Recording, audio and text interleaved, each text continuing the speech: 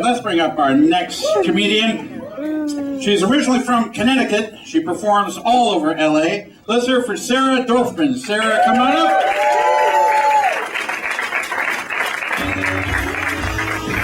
Hey guys, happy Sunday.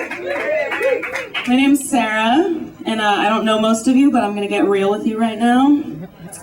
Recently, I was let go from a situationship.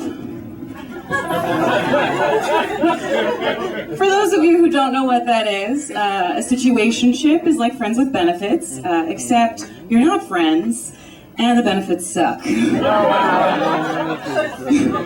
It's okay though, because this guy that I was with called me these really weird nicknames, like honey bun, muffin, peanut. And I kind of wanted to always say to him, like, you know I'm recovering from an eating disorder, right? Like, everything you call me is a trigger word. Especially peanut, because my favorite binge food is peanut butter. On a brownie. With Nutella. On another brownie. It's like a tasty game of Jenga. And, what's funny is, like, my family knows I have issues with peanut butter. Like, my peanut butter in the food world is like a boy band. Like, I just lose self-control when I'm around it. And so when I went home for the holidays, my mom said to me, like, don't worry, there are no jars of peanut butter in the house. Just tiny packets way in the back of the pantry. I'm like, don't tell me that. Like, if I were a recovering alcoholic and went home, you wouldn't be like, don't worry, there are no bottles of vodka in the house. Just tiny samples.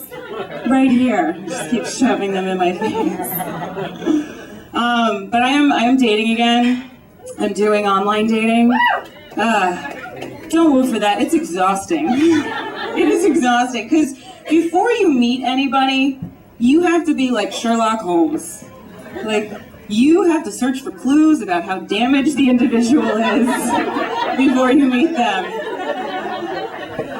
Like 2 weeks ago, I learned a guy I was about to meet only had 200 Facebook friends. Wow. I know, that is the exact reaction I get every time I say that to a friend. They're like, don't do it.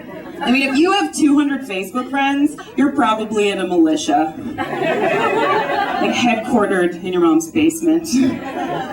But I'm a good sport, because I don't tap out early. So I hung in there and I met him. But on the date, he was telling me that he wanted to open an online store on the handmade craft site Etsy, because he wanted to sell nunclucks, which are nunchucks made of rubber chickens. Obviously. I love that his biggest problem with this was that rubber chickens are too expensive and he was afraid no one was going to buy them. I'm like, yeah, that's the problem. But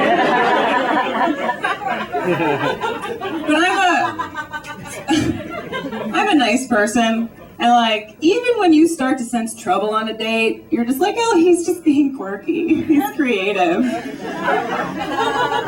then towards the end, he looks at me and he's asking me, like, if I've been anywhere in LA, like, or near it, since I've lived here for the last 5 years. I said, yeah, like San Diego, Santa Barbara. And he looks at me and he goes, have you ever been to Dead Man's Cliff? And I was like, is that where you take your dates, like, if it doesn't go well? And he just looks at me dead on and does this. I guess we'll have to wait and see. He was so close, you guys. He was so close. By the end of the date, I was like a Barbie doll. All my holes just closed right up. And I will leave you on that happy note, you guys. Thank you. That's my time.